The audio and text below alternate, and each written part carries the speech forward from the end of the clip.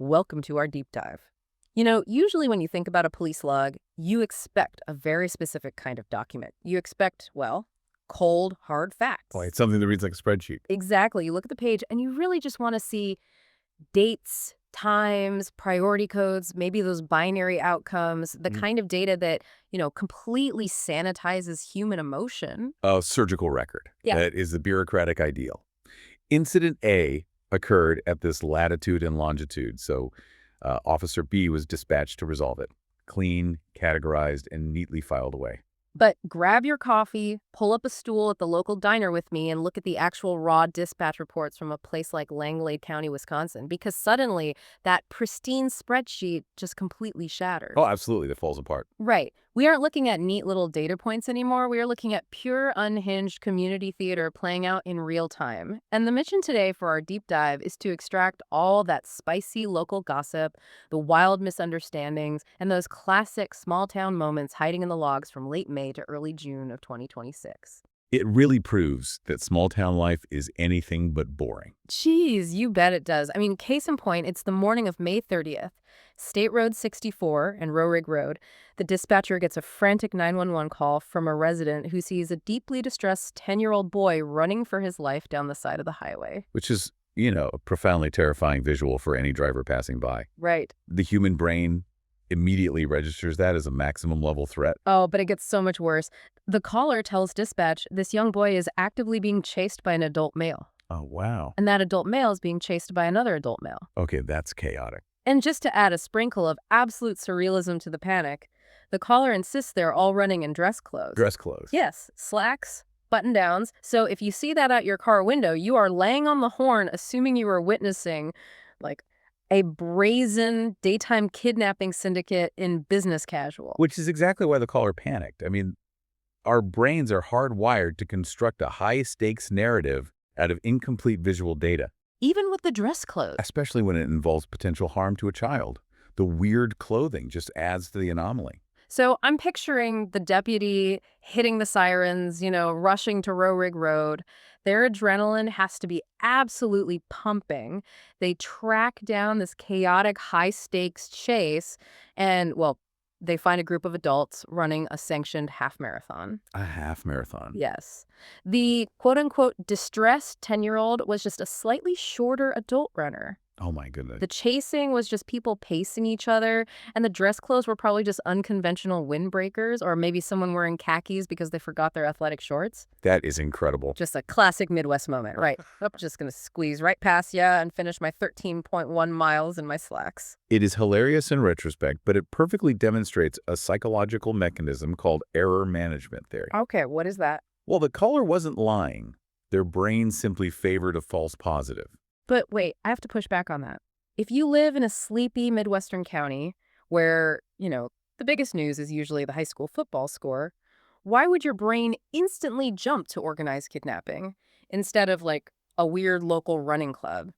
Shouldn't a rural baseline be a bit more mundane? You would think so, yeah.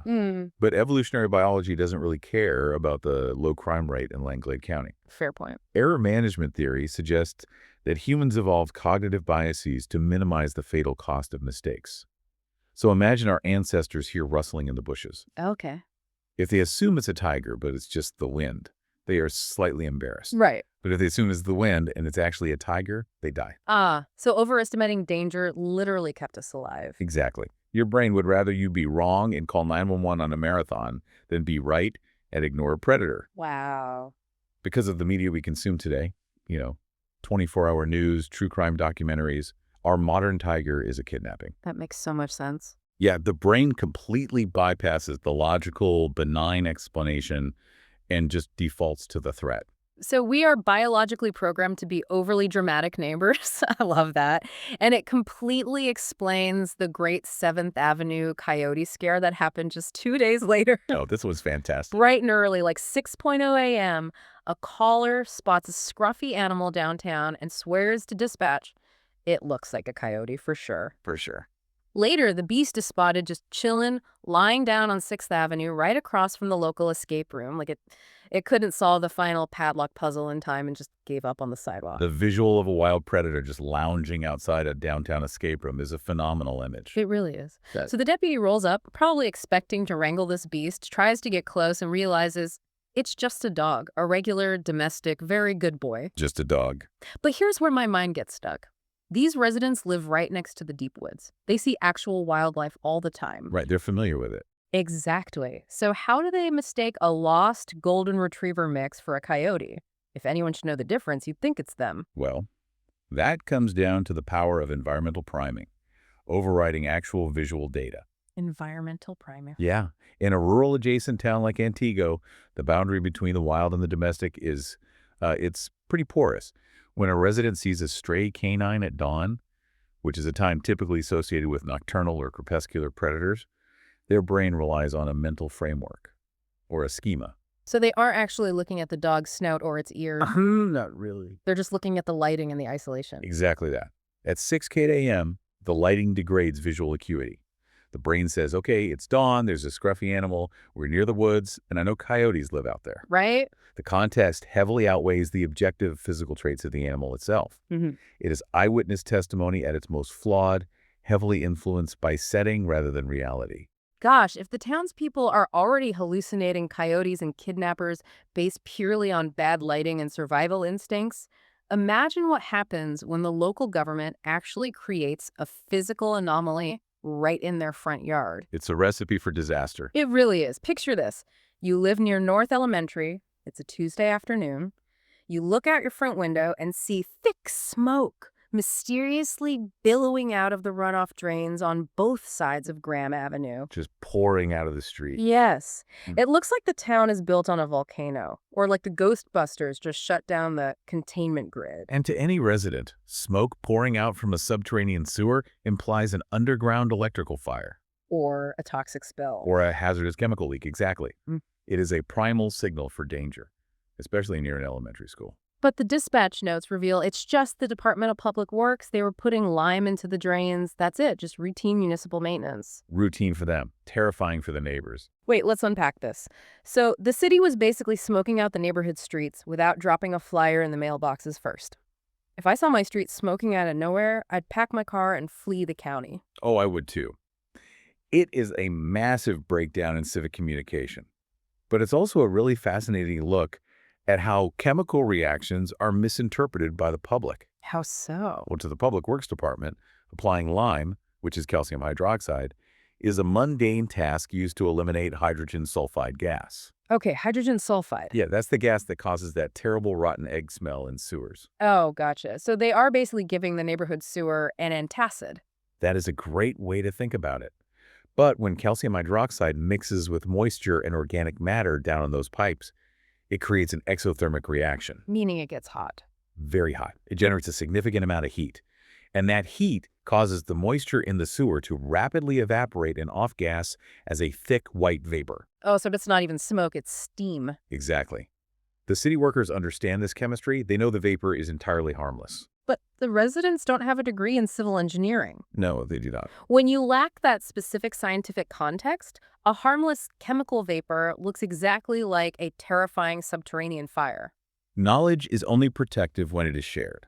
And without that shared knowledge, a routine odor control measure transforms into an imaginary neighborhood crisis. This friction between the town's operations and the public's reality, it doesn't just create phantom emergencies with sewer smoke. It creates very real physical gridlock when old world agriculture collides with modern commuting. Of the traffic jams. State Road 64 and North White Lake Drive. 5 o'clock rush hour. The road is utterly, completely blocked. And not by a fender bender.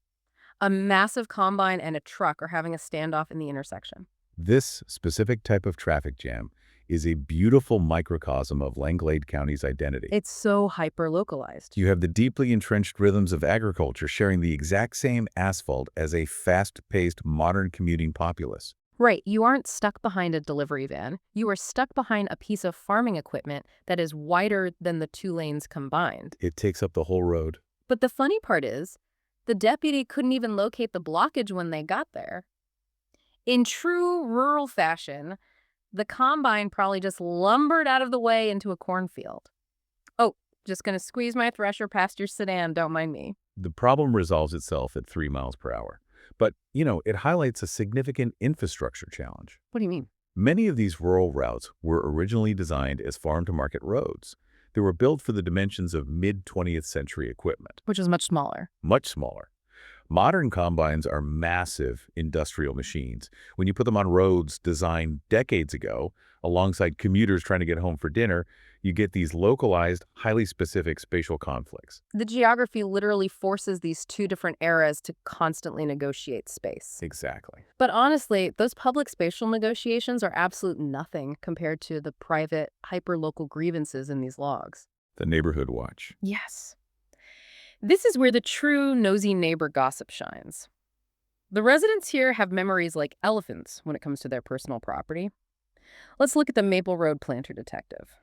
This one requires a level of observational stamina that is genuinely staggering. A citizen walks into the lobby of the safety building to follow up on a theft case from an entire year ago, an old case number from 2025. A whole year later. Why?